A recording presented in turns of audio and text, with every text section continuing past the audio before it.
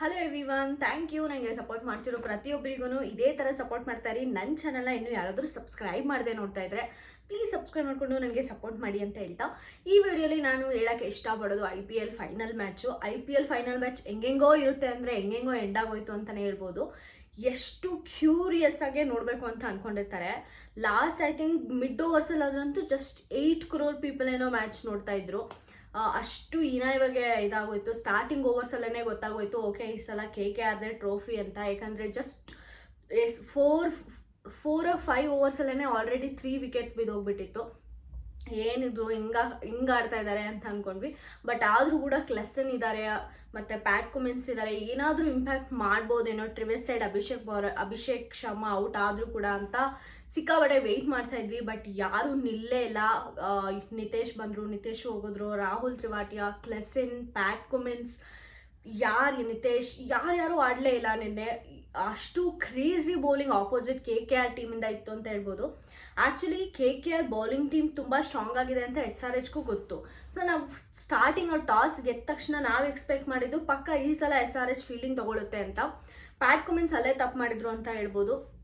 ಸ್ಟಾರ್ಟಿಂಗೇ ಯಾರು ಬ್ಯಾಟಿಂಗ್ ತೊಗೊಳ್ತಾರೆ, ಯಾಕಂದರೆ ಮೋಸ್ಟ್ ಆಫ್ ದ ಗ್ರೌಂಡ್ಸಲ್ಲಿ, ಎಸ್ಪೆಷಲಿ ಈ ಗ್ರೌಂಡ್ಸಲ್ಲಿ ಯಾರು ಚೇಸ್ ಮಾಡಿರ್ತಾರೋ ಚೇಸಿಂಗ್ ಟೀಮೇ ವಿನ್ ಆಗಿರುತ್ತೆ. ಸೊ ಅದು ಗೊತ್ತಿದ್ದು ಕೂಡ ಸ್ಟಾರ್ಟಿಂಗಲ್ಲಿ ಬ್ಯಾಟಿಂಗ್ ಆಡೋಕ್ಕೆ ಆಪ್ಟ್ ಮಾಡಿದಾಗೇ ಅವರು ಸ್ವಲ್ಪ ರಾಂಗ್ ಡೆಸಿಷನ್ ತೊಗೊಳ್ರು ಅಂತ ನನಗನ್ನಿಸ್ತು. ಅದಾದಮೇಲೆ ಒಂದು 2 to 3 ಓವರ್ಸ್ ಆದಮೇಲೆ ವಿಕೆಟ್ಸ್ ಅಂದರೆ ಟಪ್ ಅಂತ ಬಿದ್ದೋದಾಗಂತೂ ಕನ್ಫರ್ಮ್ ಆಗೋಯ್ತು. ಟ್ರಿವಿಸ್ ಸೈಡ್ ಡಕ್ಔಟು. ಯಾಕಂದರೆ ನನಗೆ ಟ್ರಿವಿಸ್ ಸೈಡ್ ಮೇಲೆ ಜಾಸ್ತಿ ಎಕ್ಸ್ಪೆಕ್ಟೇಷನ್ ಇತ್ತು. ಯಾಕಂದರೆ ಅವ್ರು ಸ್ಟಾರ್ಟಿಂಗಲ್ಲಿ ಆಡಬೇಕಾದ್ರೆ ಸೆಂಚುರಿ ಹೊಡೆದು ಬಂದಿರೋರು ಟ್ರಿವಿಸ್ ಸೈಡ್. ಸೊ ಅವ್ರು ಸೆಂಚುರಿ ಹೊಡೆದು ಅಭಿಷೇಕ್ ಪೋರಲ್ ಅವರೆಲ್ಲ ಆಡಿದ್ರೆ ಫೈನಲ್ಗೆ ಬರ್ತಾ ಇದ್ದಾರೆ ಅಂದರೆ ಪಕ್ಕ ಒಂದು 300 ಸ್ಕೋರ್ ಸೆಟ್ ಮಾಡ್ತಾರೆ ಅಂತ ಅಂದ್ಕೊಂಡಿದ್ದೆ. ಯಾಕಂದರೆ ಇಲ್ಲಿವರೆಗೂ ಹೈದರಾಬಾದೇ ಹೈಯೆಸ್ಟ್ ಸ್ಕೋರ್ 288 ಸ್ಕೋರ್ ಸೆಟ್ ಮಾಡಿರೋ ಹೈದರಾಬಾದು ಇವತ್ತು 113 ಟಾರ್ಗೆಟ್ ಕೊಡ್ತಾರೆ ಅಂದರೆ ಸೀರಿಯಸ್ಲಿ ನಂಬೋಕ್ಕಾಗಲ್ಲ. ಅದು ಫೈನಲಲ್ಲಿ ಬಂದು. ಸೊ ಇವರು ಟ್ರಿವಿಸ್ ಸೈಡ್ ಡಕ್ಔಟು. ಅದಾದಮೇಲೆ ಅಭಿಷೇಕ್ ಶರ್ಮಾ ಆಡೋಕ್ಕೆ ಬರ್ತಾರೆ ಅಂದರು. ಬಟ್ ಆ ಕಡೆ ಸ್ಟಾರ್ಕಿಂದ ಬಂತಲ್ಲ ಗುರು, ಬೌಲಿಂಗು ಕ್ರೇಜಿ ಆಗಿತ್ತು ಅಂತ ಹೇಳ್ಬೋದು. ಒಂಥರ ಬಂದ್ಬಿಟ್ಟು ಟಕ್ಕಂದ ಇದಕ್ಕೆ ಬೀಳೋದು, ಸ್ಟ್ಯಾಂಪಿಗೆ ಬೀಳೋದು. ಯಾರಾದರೂ ಆ ಪ್ಲೇಸಲ್ಲಿ ಅಭಿಷೇಕ್ ಎಲ್ಲ ಬೇರೆ ಯಾರಿದ್ರು ಕೂಡ ಔಟ್ ಆಗಿರೋರು, ಆ ಥರ ಬಾಲ್ ಹಾಕಿದ್ರು ಸ್ಟಾರ್ಕು. ಅಷ್ಟೊಂದು ಕೊಟ್ಟು ಆ ಸ್ಟಾರ್ಕ್ನ ಕೊಂಡ್ಕೊಂಡಿದ್ದಕ್ಕೂ ಸಾರ್ಥಕ ಆಯಿತು ಅಂತ ಹೇಳ್ಬೋದು. ಫೈನಲ್ಗೆ ಆ ಥರ ಪರ್ಫಾರ್ಮೆನ್ಸ್ ಸೀರಿಯಸ್ಲಿ ಬೇಕಾಗಿತ್ತು. ಸ್ಟಾರ್ಕೆ ಅಲ್ಲ, ಆ ಕಡೆ ಹರ್ಷಿತ್ ರಾಣಾ ಆಗಿರ್ಬೋದು, ಅದಾದಮೇಲೆ ಆಂಧ್ರ ರಿಸಲ್ ಆಗಿರ್ಬೋದು, ಸ್ಟಾರ್ಕ್ ಒಂದು 2 ವಿಕೆಟು. ಆಂಧ್ರ ರಿಸಲ್ ಅಂತೂ ಸೂಪರ್ ಅಂದರೆ ಸೂಪರ್ ಬೌಲಿಂಗ್ ಅಂತ ಹೇಳ್ಬೋದು. ಫೀಲ್ಡಿಂಗ್ ಚೆನ್ನಾಗಿರಲಿಲ್ಲ ಗುರು. ಆ್ಯಕ್ಚುಲಿ ಫೀಲ್ಡಿಂಗ್ ಚೆನ್ನಾಗಿರಲಿಲ್ಲ ಅಂದರೆ ಇವ್ರೊಂದು ಸ್ವಲ್ಪ ಬ್ಯಾಟಿಂಗಲ್ಲಿ ಸ್ಟ್ರಾಂಗ್ ಆಗಿದ್ದರೆ ಇವತ್ತು SRH ಈಸಿಯಾಗಿ ಗೆದ್ದಿರ್ಬೋದಾಗಿತ್ತು. ಅಟ್ಲೀಸ್ಟ್ ಗೆಲ್ಲದಿರಲಿ, ಒಂದು ಸ್ಟ್ರಾಂಗ್ ಮಾರ್ಜಿನ್ ಕೊಟ್ಟು ಏನೋ ಪೋಟಾಪುಟಿ ಆಡಿ ಒಂದು ಸೋಲ್ ತೊಗೊಂಡಿದ್ರು ಕೂಡ ನಮಗೆ SRH ಇಷ್ಟು ಬೇಜಾರಾಗ್ತಿರಲಿಲ್ಲ. ಪಕ್ಕ SRH ಗೆಲ್ಲಬೇಕು ಅಂತ 100% ಸಪೋರ್ಟ್ ಮಾಡ್ತಾಯಿದ್ದೆ ನಾನಾದರೆ. ಸಿಕ್ಕಾಪಟ್ಟೆ ಎಕ್ಸ್ಪೆಕ್ಟೇಷನ್ ಇತ್ತು SRH ಮೇಲೆ. ಬಟ್ ಹಿಂಗೆ ದವಾ ಕೊಡುತ್ತೆ ಅಂತ ನಿಜವಾಗ್ಲೂ ಅಂದ್ಕೊಂಡಿರಲಿಲ್ಲ. ಮೇಜರ್ ಅಟ್ಲೀಸ್ಟ್ 113 ಸ್ಕೋರ್ ಆದರೂ ತಂದು ನಿಲ್ಲಿಸಿದ್ದು ಪ್ಯಾಟ್ ಕುಮಿನ್ಸಿಂದ. ಇಲ್ಲಾಂದರೆ 100 ಹೊಡಿತಾರೆ ಅಂತನಂತೂ ನಾನು ಅಂದ್ಕೊಂಡಿರಲಿಲ್ಲ. ಅದು ಪ್ಯಾಟ್ ಕುಮಿನ್ಸ್ ಐ ಥಿಂಕ್ ಯಾರು ಸ್ಟಾರ್ಕು ಯಾರು ಕ್ಯಾಚ್ ಹಿಡಿಯೋದು ಬಿಟ್ಟರು.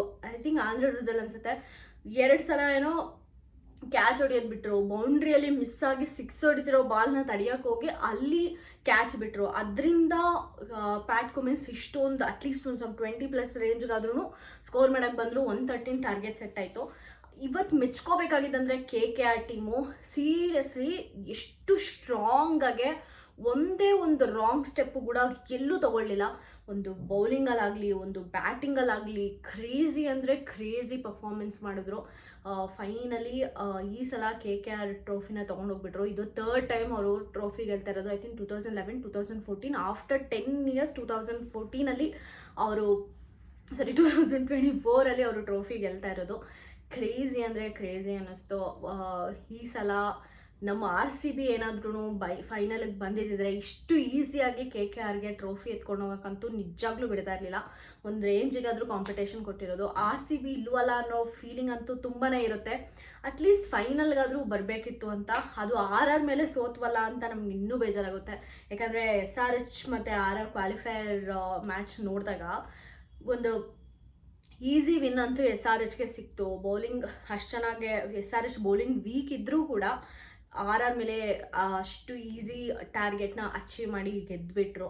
ಸೊ ಹಂಗಿರ್ಬೇಕಾದ್ರೆ ನಮ್ಮ RCB ಬಂದರೆ ಡಮಾಲ್ ಡಿಮಿಲಾಗಿ ಹೋಗ್ಬಿಟ್ಟಿರೋದು. ಏನು ಮಾಡೋದು, ಅವರು ಸ್ಟಾರ್ಟಿಂಗಲ್ಲಿ ಒಂದು 2 ಮ್ಯಾಚ್ ನಮ್ಮ RCB ಅವರು ಗೆದ್ಕೊಂಡು ಬಂದಿದ್ದಿದ್ರೆ ಆರಾಮಾಗೆ ಫೈನಲಿಗೆ ಬಂದುಬಿಟ್ಟಿರೋರು.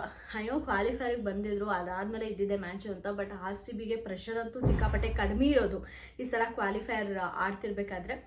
ನೋಡಬೇಕು ಮುಂದಿನ ಸಲ ಆದರೂ ಕಪ್ ನಮ್ಮದೇ ಆಗುತ್ತಾ ಅಂತ. ಎಷ್ಟು ಯಾರೇ ಏನು ಅಂದ್ಕೊಂಡ್ರೆ ಎಲ್ಲರೂ ಟೀಸ್ ಮಾಡೋದೇ ಹಂಗೆ, ಬಿಡು ನಿಮ್ಮದೇ ನೆಕ್ಸ್ಟ್ ಸಲ ಕಪ್ ನಿಮ್ಮದೇ ಅಂತೆಲ್ಲ ಟೀಸ್ ಮಾಡ್ತಾರೆ. ಎಷ್ಟೇ ಟೀಸ್ ಮಾಡಿದ್ರು ಕೂಡ ಪಕ್ಕ ನೆಕ್ಸ್ಟ್ ಸಲ ಅಂತೂ ಕಪ್ ನಮ್ಮದೇ ಪಕ್ಕ ಗ್ಯಾರಂಟಿ ಅನಿಸುತ್ತೆ. ಇದೇ ಟೀಮ್ ಇದ್ದರೆ ಬೌಲಿಂಗ್ ಆಗಲಿ ಎಲ್ಲ ಎಷ್ಟು ಚೆನ್ನಾಗಿ ಪಿಕಪ್ ಮಾಡಿಕೊಂಡ್ರು. ಮತ್ತು IPL ಫೈನಲಿ ಮುಗ್ದೇ ಆಯಿತು, KKR ಟ್ರೋಫಿ ತೊಗೊಂಡೇ ಬಿಡ್ತು. ನೋಡಬೇಕು, ಇನ್ನು ವರ್ಲ್ಡ್ ಕಪ್ ಬರ್ತಾಯಿದೆ. ಆದಷ್ಟು ಇಂಡಿಯಾ ಮ್ಯಾಚಸ್ ಇದ್ದಾಗ I will try to make a video. ಮಿಕ್ಕಿದೆಲ್ಲನ ಜಾಸ್ತಿ ಅವ್ರ ಟೈಮ್ ಝೋನ್ಸ್ಗೆ ತುಂಬ ಮ್ಯಾಚಸ್ ಇದ್ದಾವೆ.